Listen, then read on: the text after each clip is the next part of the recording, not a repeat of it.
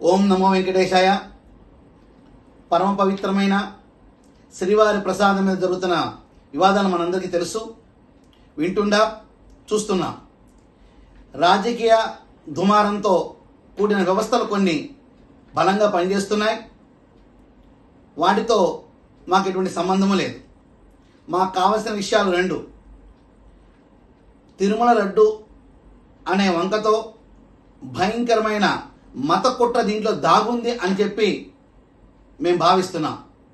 ఎందుచేతనంటే ఓ పక్కన తిరుపతిలో చర్చలు కానివ్వండి, ఇలా ఇష్టమైన యూనివర్సిటీలు కానివ్వండి ఏర్పాటు చేసుకోవటం, వందలాది కోట్ల రూపాయలని ధనసేకరణ చేసి తిరుమల పవిత్రను దెబ్బతీయాలని, తిరుమల ప్రాశస్తాన్ని తగ్గించాలని, శ్రీవారి తర్వాత శ్రీవారికి అనుగ్రహాన్ని ప్రసాదించే ఆ లడ్డూ ప్రసాదంలో ఇటువంటి అనాగరికమైన చర్యలు చేసి భక్తుల మనోభావాలు దెబ్బతీయాలని చేసిన ప్రయత్నంగా మేము భావిస్తున్నాం.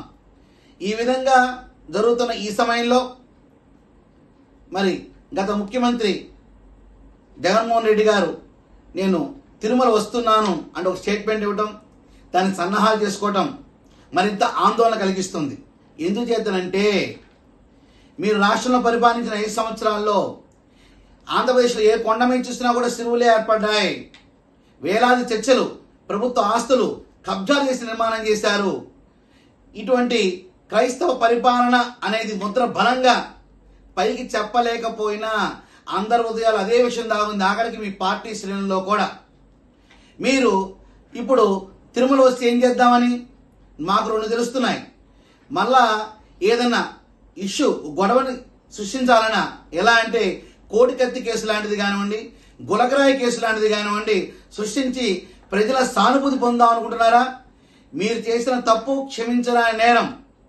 దీనికి మీరు రకరకాల ఉపాయాలు పన్నినా కూడా ప్రజలు విశ్వసించే స్థాయిలో ఎక్కడా లేరు. సరే పోని వద్దాం, వచ్చారనుకుందాం. మీరు సతీ సమేతంగా వస్తున్నారా?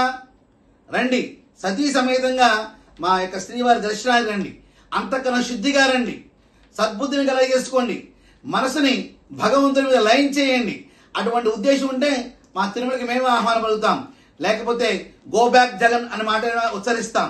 వచ్చారు, డిక్లరేషన్ మీద సంతకం ఇప్పటివరకు చేశారా మీరు? ఇప్పుడు కనుక వస్తే డిక్లరేషన్ మీద సంతకం చేయండి. ఆ యొక్క వెంకటేశ్వర స్వామిని విశ్వసిస్తున్నాను, ఆయన పాదాలను నా శిరస్సును ధరిస్తాను. ఎందుకంటే మీరు యజ్ఞాది క్రతువులు వెళ్ళినప్పుడు కూడా మీ దంపతుల్ని చూసాము, మిమ్మల్ని చూసాము. ప్రసాదాన్ని తీర్థాన్ని కిందకు వదిలేయడము, ప్రసాదాన్ని ఎవరికో ఇచ్చేయడం స్వీకరించకుండా. కాబట్టి హిందూ ధర్మం అనేది, హిందూ భక్తి అనేది మీకు రాజకీయ అవకాశంగా మాత్రం మీరు ఉపయోగించుకున్నారు, కానీ మనస్ఫూర్తిగా దాన్ని బలపరిచిన దాఖలాలు ఎక్కడా లేవు. మరి ఎందుకు మీ తిరుమల ప్రయాణం? ఏ ఇష్యూ చేద్దాం అనుకుంటున్నారు? ఏ ఇబ్బందులు చేద్దాం అనుకుంటున్నారు? ఏం క్రియేట్ చేద్దాం అనుకుంటున్నారు? కావున మీరు కూడా ఒక రాజకీయ పార్టీకి ప్రధాన వ్యక్తి కాబట్టి రాజకీయ కోణంలో ఉన్న విశేషాలు పక్కన పెట్టేసి ఆధ్యాత్మిక విషయంలో ప్రజల మనోభావాలు దెబ్బతిని ఉన్నాయి కాబట్టి మరొకసారి తిరుమల కేంద్రంగా ఎటువంటి తప్పు జరగకుండా, ఎటువంటి దుష్పరిణామాలు రాకుండా ఉండాలని చెప్పేసి మనం భావిస్తున్నాం. దయచేసి మీరు ఆగితే చాలా చాలా మంచిది. పోనీ వస్తే ఎటువంటి ఇబ్బంది లేకుండా ఉండాలి.